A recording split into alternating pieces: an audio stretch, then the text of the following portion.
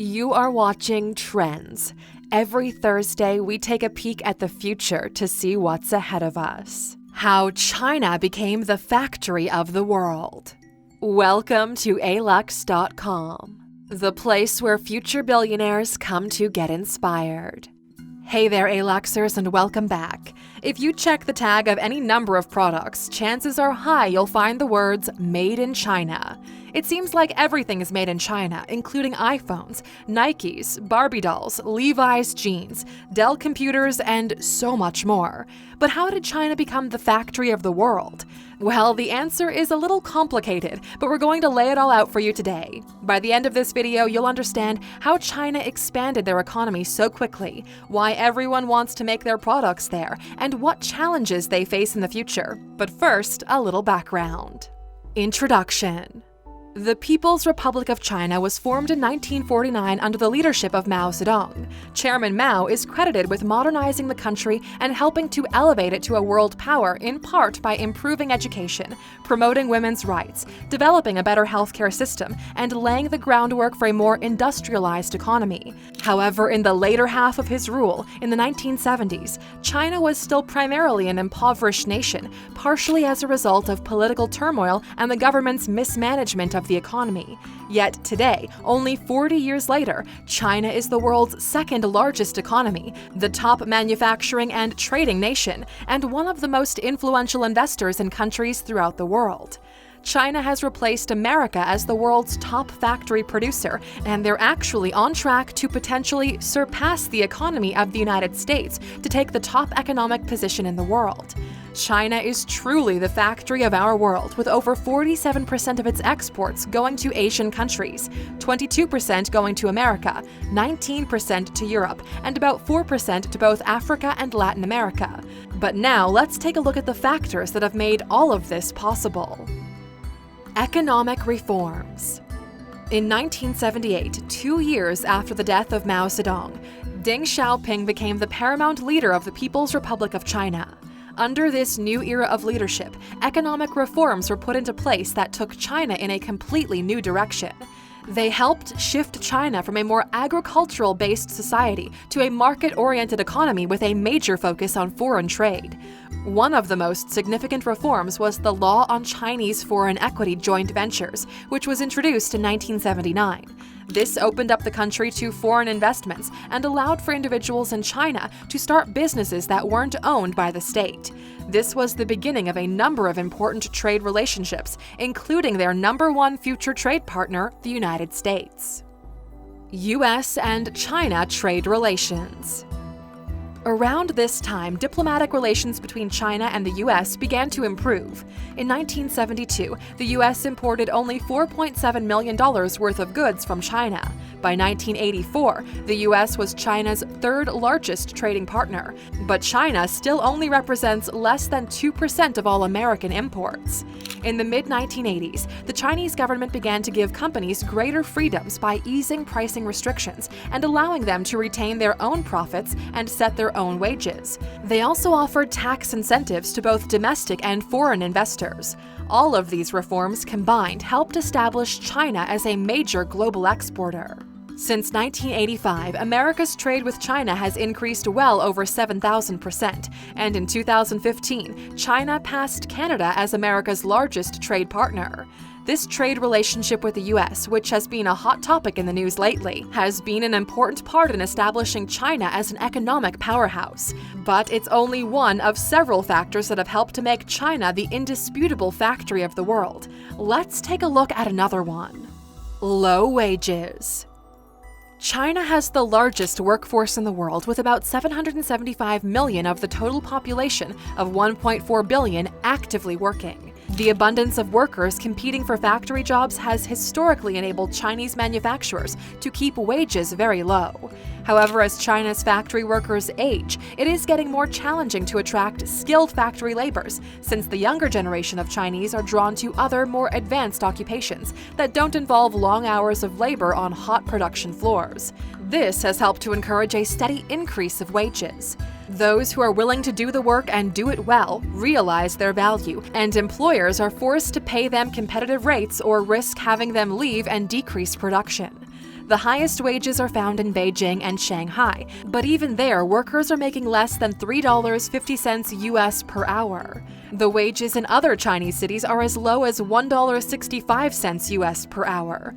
Obviously, these lower wages help to contribute to higher profits, which is a primary reason why so many companies look to China for their manufacturing needs. But there is another reason why production costs have been historically low in China: less regulation. The manufacturing boom in China was amplified by the lack of restrictions and regulations that were common in the West. These included lax standards in regards to child labor, health and safety, environment protections, and wage and hour laws. Not putting an emphasis on these types of regulations helped to lower costs and boost the bottom line. However, it meant that for many years, factory workers, including children, were working 16-hour days, 28 days a month in unsafe conditions. Some employers even withheld paychecks until the end of the year to ensure their workers didn't quit. There were environmental consequences as well. As of 2018, 22 of the world's top 50 polluted cities are located in China. It's true that in recent years, China has taken major steps in increasing necessary regulations, such as banning child labor for those under the age of 15. However, the inconsistent enforcement of these new regulations means that companies are still able to get around them. And this is just one of several challenges China is facing in the coming years. The future.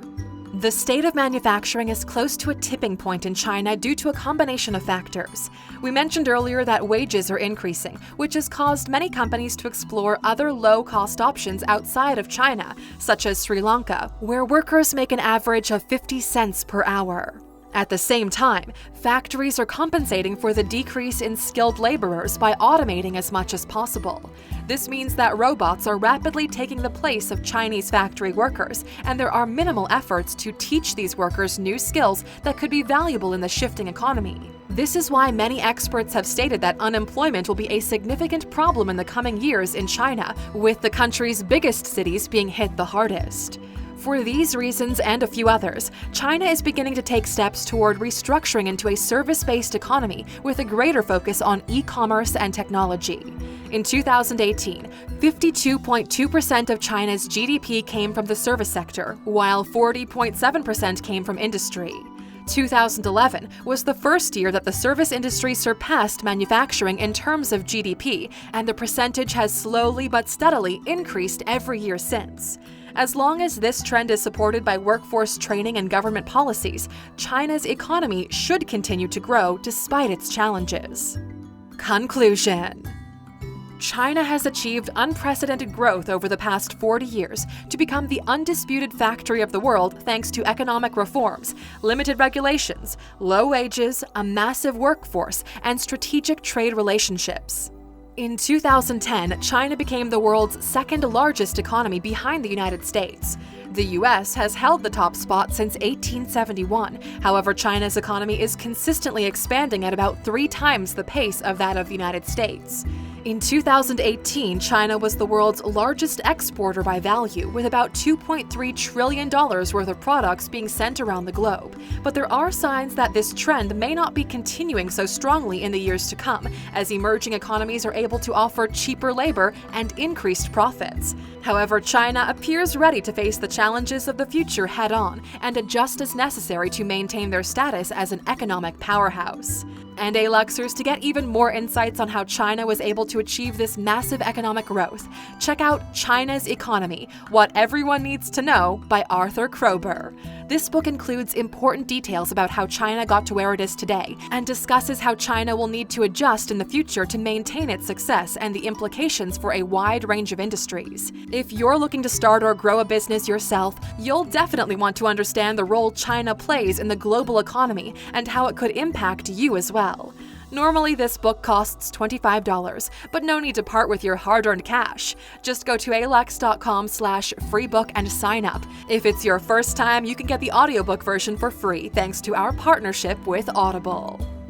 Question: Now that we're wrapping up this story, we'd like to know, do you think companies should respect China's increased regulations and accept the potential decrease in profit? Or should they just move to whichever country offers them the best bottom line? Let us know what you think in the comments. And of course, for sticking with us until the end, here's your bonus. In 2018, the U.S. imported over $479 billion worth of Chinese exports, which makes the U.S. the leading trade partner with China. A total of 72% of shoes and 49% of toys in the U.S. were manufactured in China. Globally, China manufactures 70% of the world's umbrellas and 60% of the world's buttons, among millions of other products. Thank you for spending some time with us, Aluxers. Make sure to subscribe so you never miss another video. We also handpicked these videos for you to watch next. As always, the conversation continues on social media. Thanks again, and we can't wait to have you back tomorrow.